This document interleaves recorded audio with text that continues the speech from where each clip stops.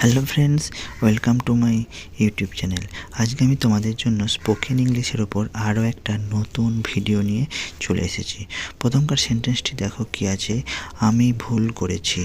I made a mistake. এখানে I মানে আমি, মিস্টেক মানে হচ্ছে ভুল, আর মেড আ মিস্টেক মানে হচ্ছে ভুল করেছি। অতএব সমগ্র সেন্টেন্সটি ইংলিশে ট্রান্সলেট করলে এটাই দাঁড়াবে I made a mistake.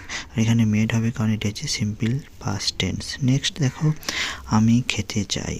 I want to eat. I মানে আমি, ইট মানে হচ্ছে খাওয়া, টু ইট মানে হচ্ছে খেতে, আর ওয়ান্ট মানে হচ্ছে চাওয়া। তাহলে আমি খেতে চাই, এই বেঙ্গলি সেন্টেন্সটাকে ইংলিশে তোমরা কেমনভাবে বলবে? I want to eat.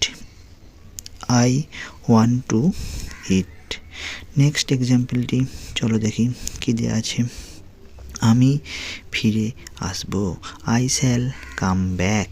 I মানে আমি, আর কাম ব্যাক মানে হচ্ছে ফিরে আসা। আর এটি যেহেতু সিম্পল ফিউচার টেন্স, তাই আমরা এই সেন্টেন্সটিকে ইংলিশে ট্রান্সলেট করলে লিখব আই শ্যাল কাম ব্যাক। তাহলে আই মানে আমি, কাম ব্যাক মানে হচ্ছে ফিরে আসা। তাহলে আমি ফিরে আসবো, এই সেন্টেন্সটাকে তোমরা ইংলিশে কেমন বলবে? I shall come back. I shall come back.